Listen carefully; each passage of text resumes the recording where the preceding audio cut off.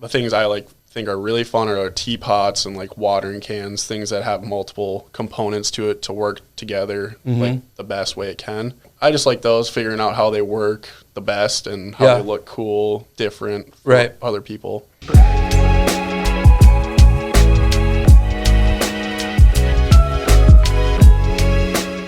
Hi, I'm Steve Novacek, one of the owners and coaches here at Forge Fitness. A lot of people ask, what do we do here? Well, we focus on your longevity, meaning we focus on your health and the quality of your life as you age. So by the time you get to the end of your life, we want you to be able to do things that you want to do and enjoy. We take a lot of pride in the community that we've built, knowing that our members come for a great workout, but they stick around because of the community and the friendships that they have. If interested in joining us at Forge, we offer a 7-day free trial. And you can find us at www.forgefitness.co, or you can find us on Facebook or Instagram. Hey everybody, welcome back. Another episode. Great guest today. He is a 6'5", super senior, Rivals 5-star recruit by way of Buffalo High School and Northern University. Also, an artist, a potteryist. A potter. There you go. He's a pothead. Pottery head. Yep. Yeah. Kai Brisk. Thank you for joining us today. Glad we could get you in here, fit into your schedule. I know you're coming off of I'm guessing your busy season, but I'm not going to pretend to know your business. Yeah. But why don't you give us an introduction of yourself, who you are, where you're from, what you do, and we'll let the conversation go where it goes. Yeah, sounds good. So grew up in Buffalo, went to Buffalo High School, and then that's kind of where I got into the whole pottery thing, which I know you guys have had Holtz on before. Mm-hmm. So he kind of got me into the whole pottery thing. So I took my first class in sophomore year and then took 1, 2, or 3 classes from then on, like the rest of high school. Ended up getting recruited for baseball. So then when I was going on visits, I also looked at their ceramics programs because I kind of knew that's what I wanted to major in. So that's what led me to Northern, good baseball fit, but also like a good, decent ceramics program, like that made it work. So kind of ended up there. I was there for 4 years. And then, now I've been out of school for a year and a half now, which is kind of crazy to say. But so now I work full-time in a pottery studio out in Waconia. So I'm working with someone there. And then I also do my own thing on the side. So Sure. Yeah. So just diving into pottery. Pretty much. It's just kind of all day, every day, mostly weekends as well. So it's kind of all day, every day. Yep. So you mentioned your sophomore year, you take ceramics, right? Ceramics 1. No, it was actually Art 1. So you have to take the art class in high school just to, that's your criteria is take an art class. So I was like, all right, let's just get this over with early.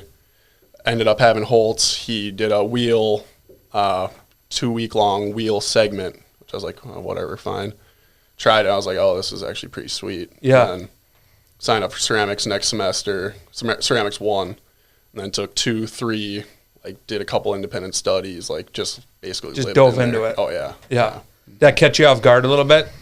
Yeah, for sure. I mean, I would have never have guessed, I'm going to be a potter, in my life until that class. So it's kind of crazy. Yeah.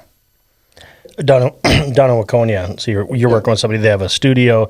Yep. Is it for just custom stuff, or do they just bring in you're just slinging pots and both? So his name is John Schmidt. So he owns a chain of coffee shops. So a big part of the business is we make and sell stuff there, or they use it there as well. So it's a storefront that we sell there. He has a pretty big online presence, so we do online stuff, and then just random, we do custom orders as well for bigger companies.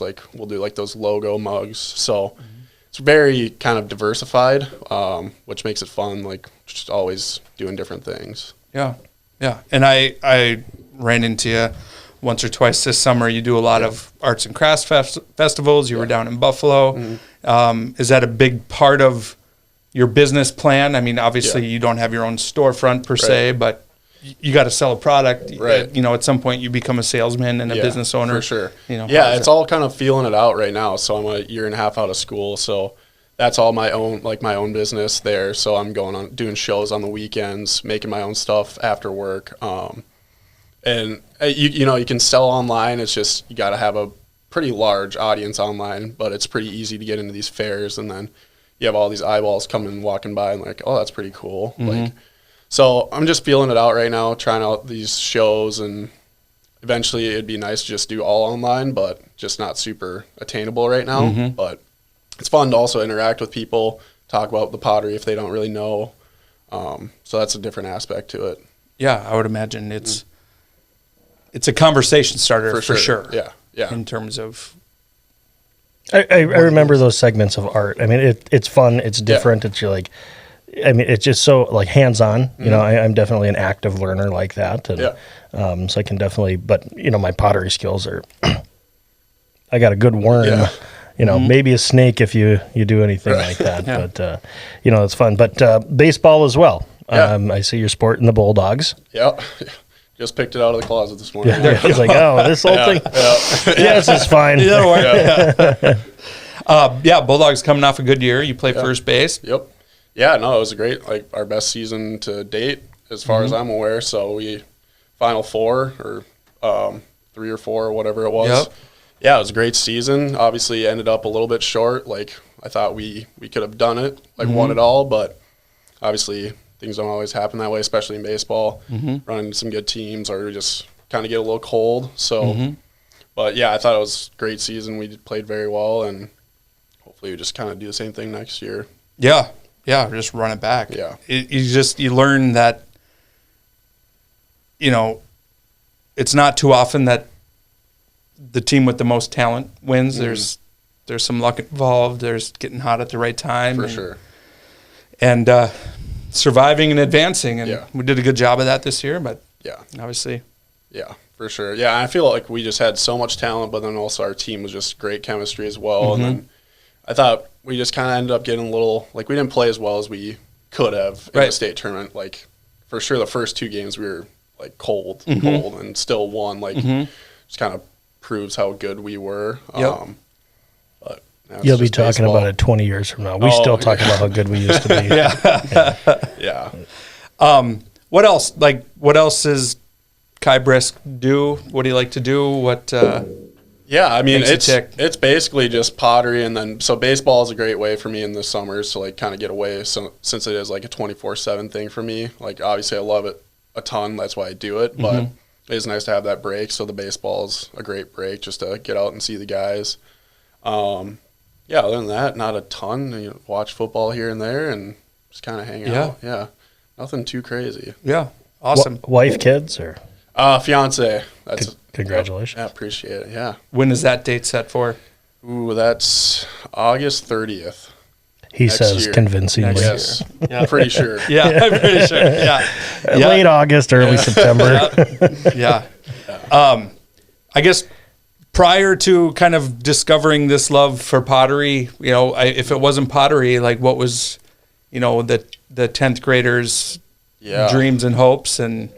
See, like I had no idea, so I was very lucky that way to find it without even trying to find it. Like I was touring schools before then. I was like, oh, I could be a teacher or a physical therapist or an engineer. It's like I had no insurance straight agent. like I had no straight direction. But then I found that I was like, oh, this is it. Like, this is it. We're doing this.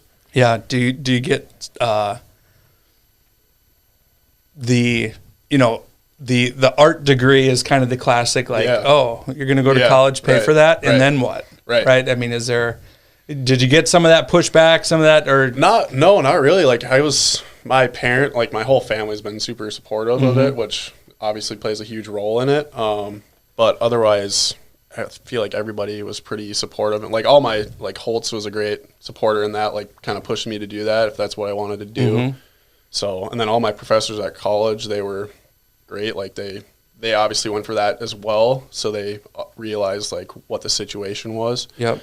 So yeah, I have very little pushback on no that, regrets. Which is great. Yeah, for sure. Awesome. Yeah, some people probably have that though, which is unfortunate. Yeah, but you know, let's talk about John Holtz. We've had him in here 3-4 times. And 3 times. Yep. We've talked about death. We've talked about traveling. Yep. talked about. And actually, it's fun because Holtz is going to be our next one that's actually going to air. Oh, So you're going to be right after Yeah. Holtz. Sweet. yeah, So Sweet. yeah, that'll work out great. Yeah.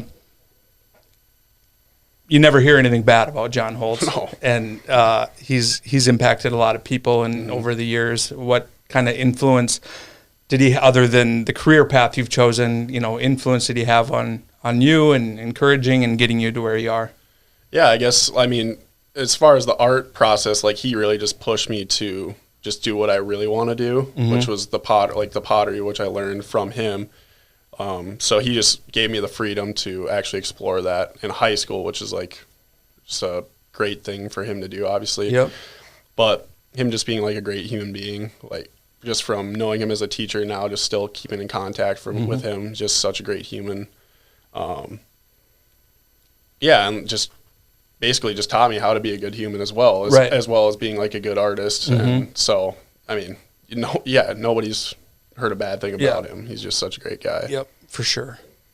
Where do people find you, right? Maybe they want a fruit bowl, a spoon rest, a mug. Yeah. How do they get in touch with you? How do they find your work? Yeah, so I'd say the main ways would be Instagram and Facebook. So I'm just Kai Brisk Pottery. Those are my usernames or whatever they're called. Yeah, and then I go to fairs here and there, mostly in the cities area, like I did Buffalo. But I'll kind of post all that stuff on my social media so that's kind of the main way. Message me there, whatever. Yeah. I'm going to look it up here. Yeah. And we'll be able to kind of splice in. And when I say we, I mean Luke. Yeah. he knows how to do those Right. fancy things. So, but yeah, I mean, is there to me, when I think of pottery, I think of more just like functional every day. Yeah. And does it venture outside of that, or is most of your work functional household type stuff? Yeah, there's like ceramics is like the broad term of like making art with clay. And you can make sculptures with clay, which is really cool, but I'm a person who needs to like see a point in it where it's like, it's really cool to look at some of these sculptures, but for me, it's like, it would be way better if I could just use it every single day. If I'm using a piece of art in my life that enhances my life. So that's kind of how I look at it. I'm just very practical about it, where I want to make cool artistic stuff, but people use it from a day-to-day basis. That's pretty slick. Just checking it out here. I appreciate it. Yeah, that's slick. And you say, social media. I mean, you texting. It's like Uber Eats over here. No, this is great. Yeah, you're really active on here. I mean, 2,700 followers is nothing to sneeze about. Yeah, social media is like a whole other beast as well. It's like could be a full-time job. It is. It's like your business, and then you also have to do this stuff. Yeah, so I find it hard to be like go to work, come home, make pots because that's what I want to do. And it's like now I have to try and find something to post here. Yeah. Trying to get it out there, but it's a balance and just trying to figure it out. And and I would, is that, I guess, what's been the biggest challenge in terms of making a career selling pottery? I mean, is it the business side of things, like you said, the time spent and getting out there, or is it the time? Yeah, I guess a lot of pottery too is your name. So like with artists, like the big artists, their art goes for a lot of money. So if you have a bigger name, you'll have more people attracted to you to buy your stuff. So kind of building up that reputation almost that you are a great or a good potter that does good work. Great. We'll go with great. Yeah. So that's an aspect of it too. And just like kind of social media now is a great way to get yourself out there. But then going to these fairs, just meeting people, getting eyeballs, like I said, just like people that wouldn't have seen you online maybe, but they just see you out and about. So just trying to find those different ways for people to see your stuff. Yeah. Well, I mean, as far as going as unique names and artistic, Kai's a pretty good one. I mean, as far as unique goes, it's not Tom Smith. Tom Smith Pottery. It's like, sorry, Tom Smith Pottery, if you're out there. It watches that 4 million people. It's actually the biggest guy ever. But no, that's really interesting. In like everything, I mean, you learn so much in those first formative years after school. You're about to go through a lot of life, and I think it's awesome that you're doing something that you love in what you just said was, when you're done with work, which you're working, in a pottery place, you're coming home to make the stuff that you really want to make for yourself. And I'm not sure everybody gets to do that in life. Right. A lot of times it's a drain on their job, and then they have to go home and they release somewhere else, but you get to do your passion and you get paid for it too. So yeah, and that's definitely feels like some of my release sometimes. Like that's my zen space or quiet place is like working in the studio. So definitely fortunate that that's how my body or brain works, but yeah, just fun to me. So that's why I do it. Awesome. Do you have a kiln at home too? I do, not hooked. So we just moved into an apartment. So probably can't have a kiln in an apartment. yeah, I'm working on it, but not looking great. But that's the other perk of working in the studio. I just bring all my stuff there, so it works very well together. So also very fortunate that that's the circumstance I'm in, I guess. Sure. Have you had anybody find you that caught you off guard, shipping something to California or any? Yeah, I mean, occasionally I'll have like some orders like. There's like a random person from Virginia, like nothing crazy, but it's just like how did you find me? Or like I obviously didn't know them. It's like, so it is weird sometimes how that works. Like some people will like find you and follow you from wherever. Yeah. But it kind of feels like a big success at that point. yeah, a little bit. You're like, awesome. Sure. Yeah, like, for sure. Going to a different state. Yeah. Like I can't drive there to give this to you. Right. Yeah. That's awesome. I like that. Yeah. So that's about it. Just trying to get more people like that, like as the goal, just a little bigger. So Yep. As far as bread and butter of what you make, what is it that I touched on fruit bowl or just kind of throwing things out, but what is it that maybe you love to make the most or that you find the most useful as far as everyday life? Yeah, I mean, most useful for sure is just things you use it every day, obviously. So like nice cups or tumblers, mugs, like for coffee in the morning, like our dinnerware, like you don't even think about it, but you use it 2-3 times a day, right? Like plates, bowls, whatever.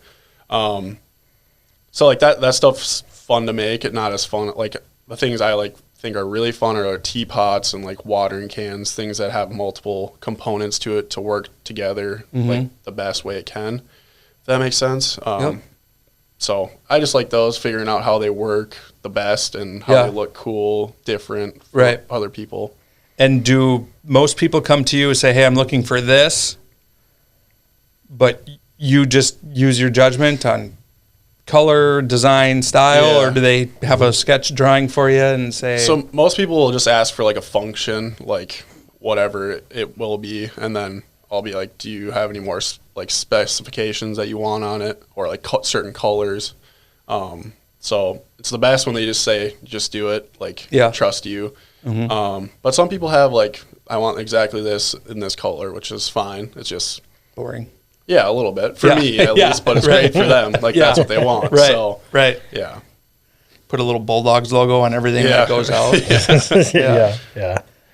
So coming off the summer, sorry, I'm kind of hogging that's all right. the episode here, but you look good, which is important. Thank you. Yeah. So now what? Festival season's over, rolling into fall. How is this different? How have things changed for the next few months for you? Yeah, it's a pretty seasonal job, I guess. So yeah, summers were big for me, like in terms of personally for my business, just doing fairs in the summer. Like obviously it's a great time to be outside, Minnesota. So then fall, it's a little bit of a lull period, but then the holidays gets crazy. It's almost like summer's busy with sales, fall is making sales in the holidays, and then early spring or January, February is like big making for the rest of the year. So it's kind of cyclical, just making, selling. Yep. Yeah. How many pieces do you make a year? It just what that you think? Like, I mean, just for myself personally. Sure. 1,000 maybe. I could be way off, but yeah. Wow. So and I'm making like teapots that take longer. Like that'll be one pot versus I could throw a cup very easily. Yeah. I could make a ton of those, but just the variation kind of cuts down, which is fine. Yeah.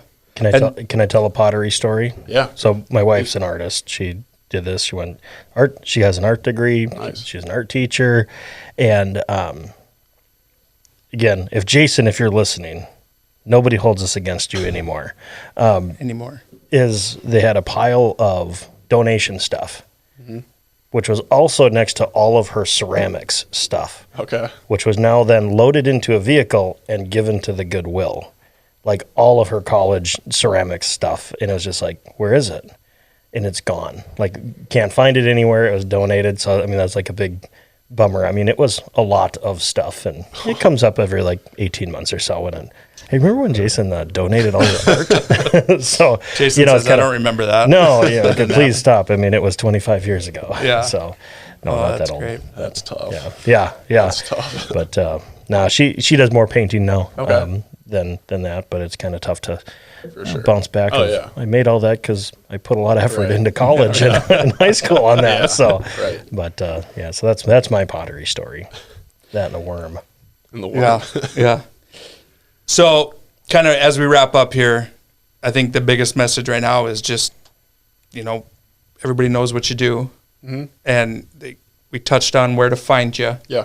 But I guess maybe let's hit on that again. Facebook, Instagram. Yeah, Facebook, Instagram is the main place. So I'll do Etsy sales occasionally. So that's all linked on I believe it's like Pottery by Kai Brisk or something on Etsy. Mm-hmm. But all those are kind of linked interchangeably on my social medias, so it's pretty easy to find. Yeah. I have seen some of your stuff downtown in some of the shops. Yeah. So Nick Knackery carries a little bit of my stuff. I think that's the only spot, if I'm remembering right. But yes, Nick Knackery downtown Buffalo has a couple of my things. And if anybody else in Buffalo wanted your stuff, I'm guessing you'd be open for sure to that. For sure. So get in touch with Kai. That's right. Holiday season's fast approaching. That's right. Even though it's 80 degrees, but someday it'll cool off around here. So maybe. But any last words to all 250,000 of our viewers? Oof. No, I don't think so. I just buy pottery. Yeah, buy pottery. Follow Kai Brisk Pottery. It's fun. Yeah. Fun to buy it. Fun to use it. Awesome. Yeah. Well, Kai, thanks a lot for coming in. It's been in the works here for the last 6 to 8 months, but things slow down for you. Yeah. We get you in here. Yeah. Appreciate you coming in. Yeah. So for the Buffalo Community Podcast, I'm Mark Benzer. I'm Tyler Reese. Kai Brisk. Thanks for listening to the Buffalo Community Podcast, produced by Edlin Media. You can find us on Facebook and YouTube, as well as anywhere you listen to podcasts.